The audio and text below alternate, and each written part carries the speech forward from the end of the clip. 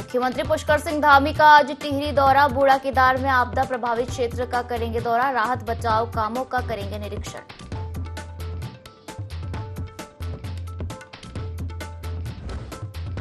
हरिद्वार में शिव भक्तों पर की जाएगी पुष्प वर्षा। खुद सीएम धामी भी पहुंचेंगे हरिद्वार। कांवड़ियों का करेंगे चरण वंदन। शिव संध्या में भी सीएम धामी होंगे शामिल।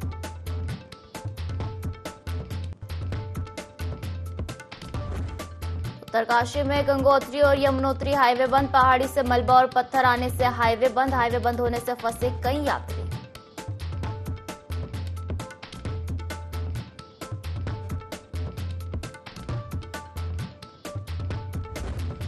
प्रदेश भर में मंगलवार को भी तेज बारिश होने के आसार। मौसम विभाग ने जारी किया येलो अलर्ट। बारिश से राज्य के 131 मार्ग प्रभावित।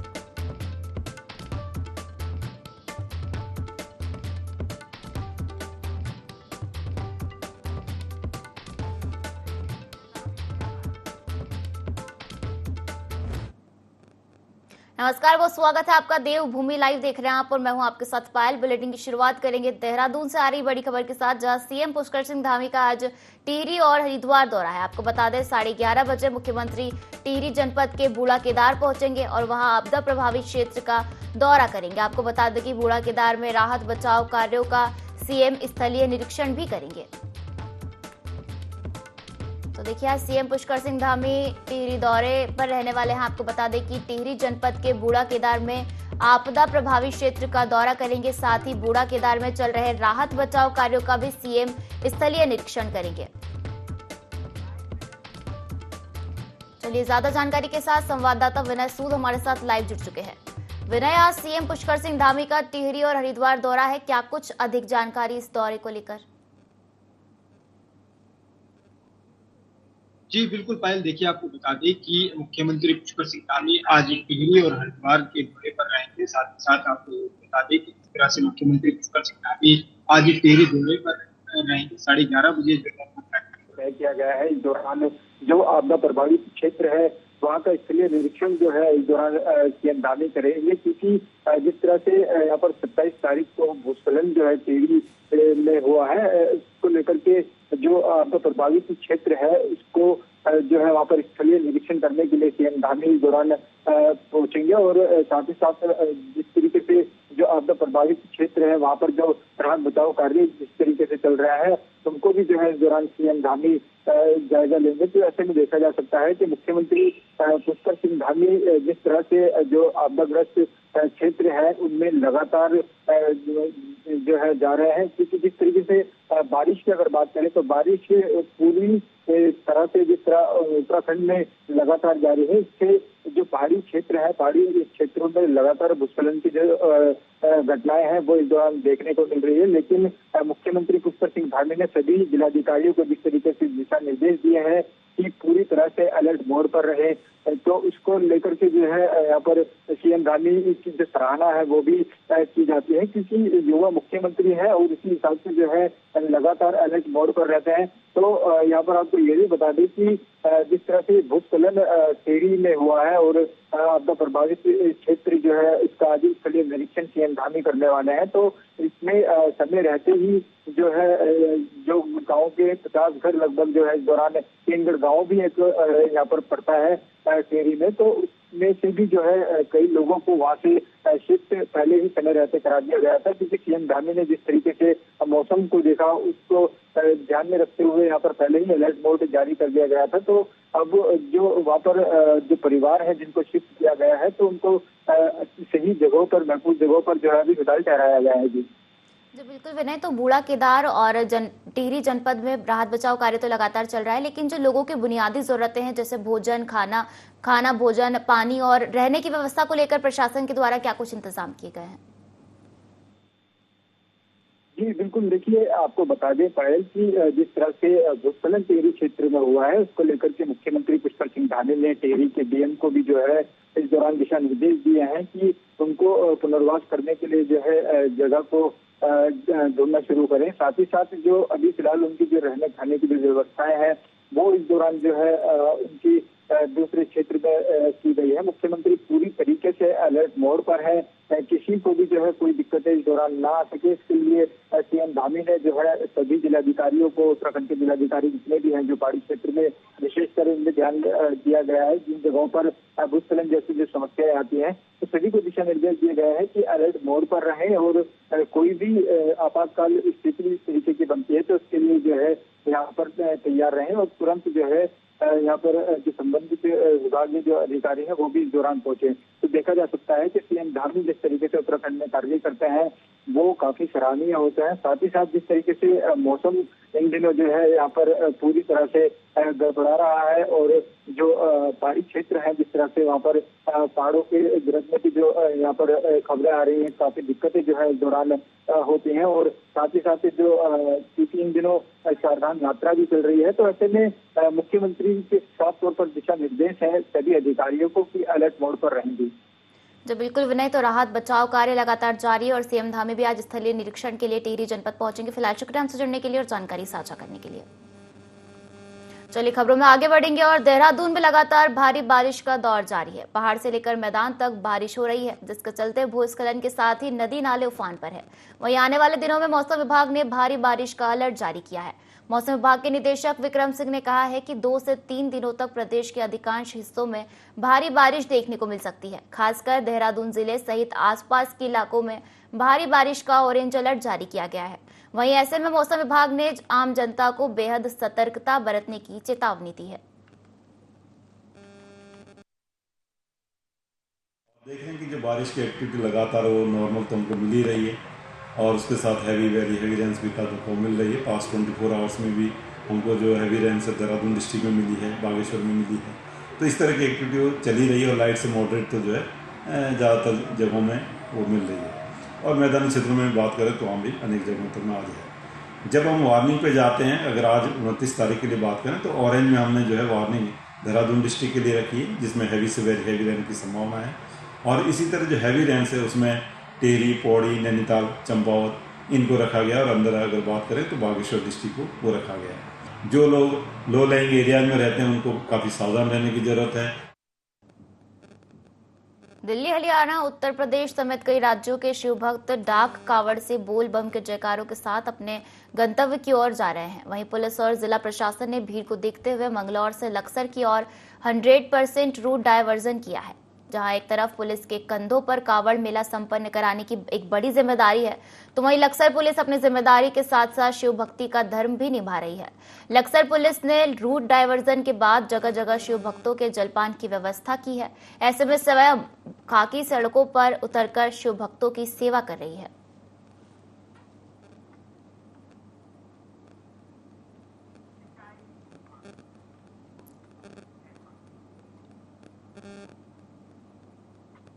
सिंचाई खंड थराली में अधिशासी अभियंता की मांग को लेकर ठेकेदारों और भाजपा कांग्रेस के नेताओं ने लोक निर्माण विभाग में प्रदर्शन शुरू कर तहसील परिसर के बाहर सड़क पर सिंचाई विभाग का पुतला फूका और सिंचाई विभाग समेत सिंचाई मंत्री के खिलाफ नारेबाजी की। इससे पूर्व विरोध प्रदर्शन को लेकर ठेकेदारों के बीच आपसी तनातनी भी खूब देखने को मिली। विरोध करने वाले ठेकेदारों और नेताओं ने आरोप लगाते हुए कहा कि सिंचाई विभाग में वित्तीय अनियमितता हुई है और लंबे समय से यहां अधिशासी अभियंता का पद रिक्त चल रहा है और डिवीजन प्रभारी अधिशासी अभियंता के भरोसे चल रही है।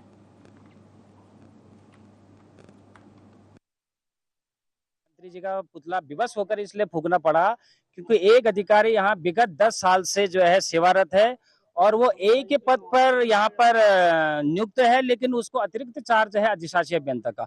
वो एक तरफ से सहायक अभियंता के रूप में पत्र लिख रहा है एक्शन को कि मुझे अनुबंध बनाने का परमिशन दो, और वही आदमी जो है फिर से एक्शन के रूप में अनुमति दे रहा। तो एक आदमी लगातार यहाँ पर भ्रष्टाचार कर रहा है, स्थानीय लोगों से मंत्री के नाम पर अवैध वसूली कर रहा है, ठेकेदारों का शोषण कर रहा है। जो अधिशासी अभियंता है प्रभारी, वो अपने ट्रांसफर रोकने के लिए 6 महीने से वहां पड़े हुए हैं, न कि थराली विभाग की स्थिति को सुधारें। इसलिए हम लोग बहुत बड़े आक्रोश के साथ उस मंत्री का भी पुतला फूका है जो उसको रोक रहा है। हमारी एक ही मांग है, उसकी जांच की जाए और उसका यहाँ से स्थानांतरित किया जाए और परमानेंट अधिशासी अभियंता को यहाँ रखा जाए। सिंचाई विभाग के प्रभारी अधिशासी अभियंता हैं, लगातार 10 साल से यहाँ पर कार्यरत हैं और जिस प्रकार की से सरकार को राजस्व की हानि जो हो रही है, जो अभी तक टेंडर नहीं निकाल रहे हैं, कई माध्यमों से पता लगा है कि अपने लोगों को, चाहते लोगों को ठेके दे रहे हैं। बाहर के रोड की सहारनपुर के बड़े-बड़े ठेकेदार यहाँ आ रहे हैं और जो लोकल लोगों को उनको काम नहीं मिल रहा है। इसलिए हम आज देहरादून जा रहे हैं और मैं माननीय विधायक जी से और माननीय मुख्यमंत्री जी से इस संबंध बात रखूंगा। उत्तराखंड में 22 जुलाई से कांवड़ यात्रा शुरू हो चुकी है। प्रशासन लगातार यात्रा व्यवस्थाओं को दुरुस्त करने का काम कर रहा है। वहीं इस हफ्ते हरिद्वार में कांवड़ यात्रा में श्रद्धालुओं की संख्या में इजाफा होने के चलते प्रशासन सतर्क है। वहीं इसके साथ ही खुद सीएम पुष्कर सिंह धामी यात्रा की मॉनिटरिंग कर रहे हैं। सीएम धामी कांवड़ियों पर पुष्प वर्षा करने वाले हैं। प्रदेश प्रवक्ता हनी पाठक ने जानकारी देते हुए बताया कि देश में कांवड़ यात्रा का आगाज हो चुका है। उत्तराखंड में देश भर से कांवड़िए हरिद्वार आ रहे हैं। आस्था के इस महापर्व को प्रदेश सरकार भव्य बनाने में लगी हुई है। जो कि 1 महीने तक चलती है और एकदम मौसम ही खुशगवार होता है। हर जगह बम बम भोले और हर हर महादेव चलता है। तो ये हमारे उत्तराखंड में जो कांवड़िए और जगह से आए हैं और राज्यों से आए हैं, उनका पुष्प वर्षा कर हम स्वागत करेंगे। इससे हमारे महादेव और इष्ट को भी अच्छा लगेगा कि उनकी श्रद्धा में आए हुए भक्तगण पे पुष्प वर्षा करी जाती है। तो पिछले वर्ष के भांति इस वर्ष भी हम उनका आगमन पे हार्दिक अभिनंदन और स्वागत करते हैं पुष्प वर्षा के। देश के प्रधानमंत्री के प्रति एक कांवड़िए में इतना लगाव देखा गया कि वो नरेंद्र मोदी की मूर्ति को कंधे पर बैठाकर हरिद्वार पहुंच गया। हर की पौड़ी पर मूर्ति को गंगा स्नान कराया और फिर अपने साथियों के साथ पैदल ही बागपत की तरफ चल पड़ा। इस कांवड़िए का नाम है रूपेंद्र तोमर, जो पेशे से दिल्ली में पैथोलॉजी लैब चलाता है। उसकी इच्छा है कि वह पूरा महादेव पर गंगा जल चढ़ाने के बाद प्रधानमंत्री नरेंद्र मोदी से मिले और उन्हें गंगा जल और यह मूर्ति भेंट करे। कांवड़ियों के साथ उनके दल में 8 लोग शामिल है, जो प्रधानमंत्री मोदी के साथ भगवान शिव की मूर्ति को कंधे पर उठाकर रवाना हुए।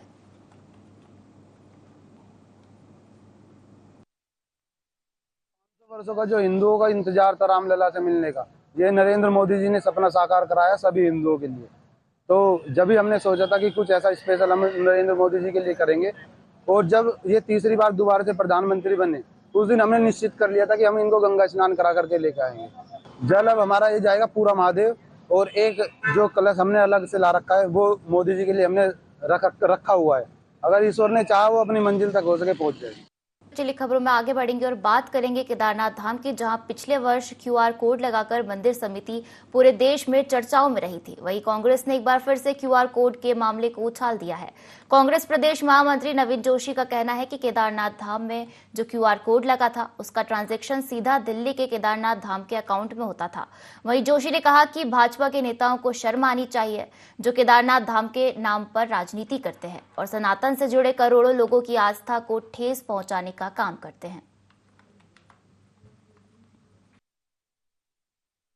भारतीय जनता पार्टी के नेताओं को शर्म आनी चाहिए। हिंदू धर्म के करोड़ों लोगों की आस्था का प्रतीक केदारनाथ धाम, सबसे पहले तो आपने उसके नाम से दिल्ली में उसका उद्घाटन कर दिया।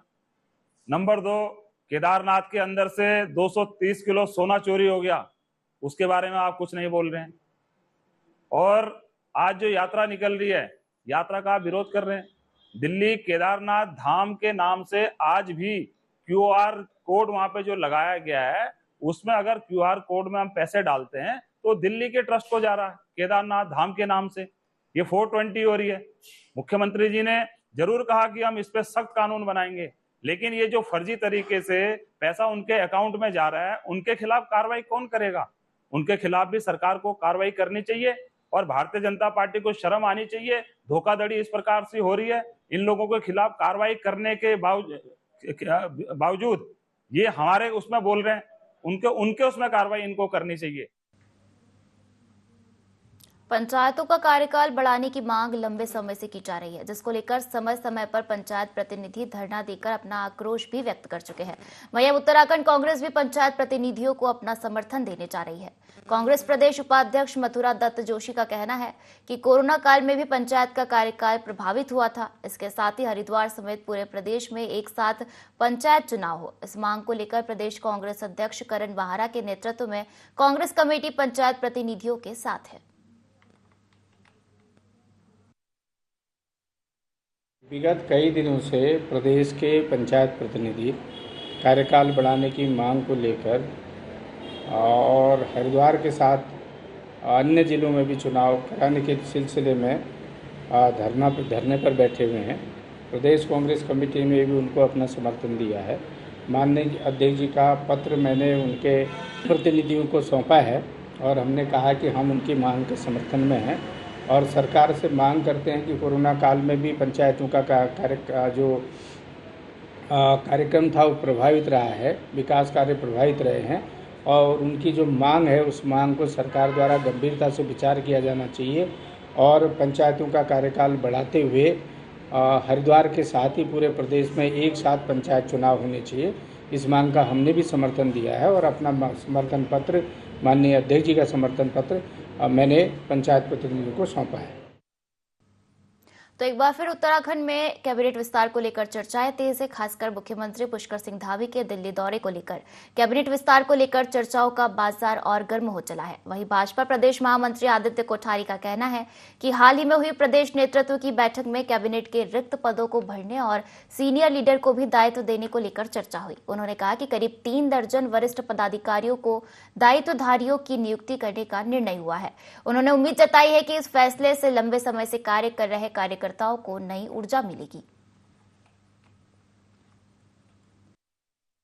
हाल में अपने प्रदेश नेतृत्व की बैठक हुई है और उस बैठक में ये परामर्श हुआ, ये चर्चा हुई है कि कैबिनेट के रिक्त पदों को भरना और प्रदेश के अंदर ऐसे हमारे बहुत सारे सीनियर नेता हैं जो समाज के क्षेत्र में किसी विषय के क्षेत्र में लगातार लंबे समय से काम कर रहे हैं, उनको राज्य सरकार में दायित्वधारी के रूप में नियुक्त करने का विषय है।